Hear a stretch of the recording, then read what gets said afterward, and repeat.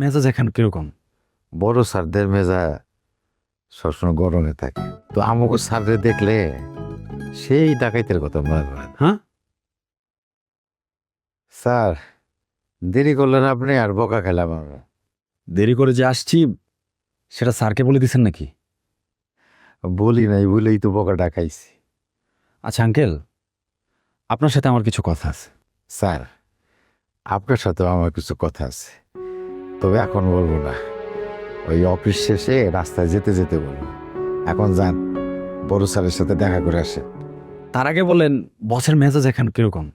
বড় স্যারদের মেজা সবসময় গরমে থাকে। আমার গ্রামে স্যার এক ডাকাত ছিল, তার মেজাজও সবসময় গরম থাকে, আর মানুষও ভয় পাইত। কারণ কি জানেন? ওই ডাকাতের হাতে থাকতো অস্ত্র।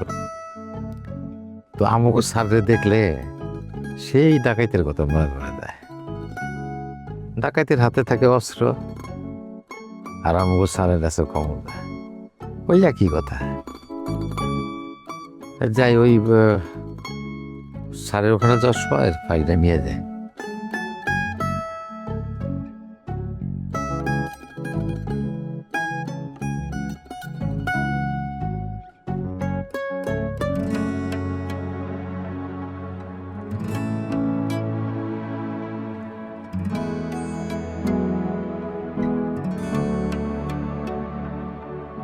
স্যার, জি, ওই কথাটা কি এখন বলবো?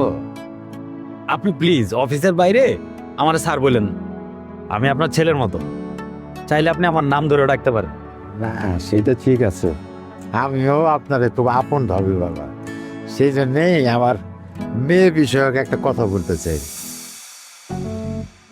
তার মেয়ের সাথে যে আমার সম্পর্ক সেটা কি বোঝা গেল নাকি? হায় হায়। কথাটা কি বলবো বাবা?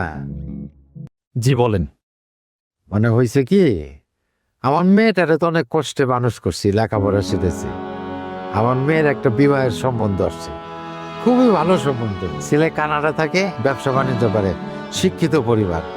তো বিয়ের কথাবার্তা হয়েছিল 3 মাস পরে, কিন্তু হঠাৎ করে আজকে ফোন করছে তারা নাকি 15 দিনের মধ্যেই আসবে, আইসে বিয়ে শাদী করে আমার মেয়েরে কানাডা নিয়ে দেয়।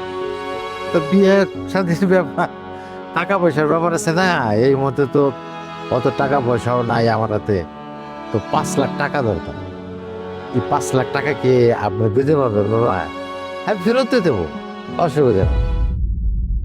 আমি এত টাকা কই পাবো? চাকরি তো হয়েছে মাত্র 1 বছর হয়েছে। পারবেন না? না,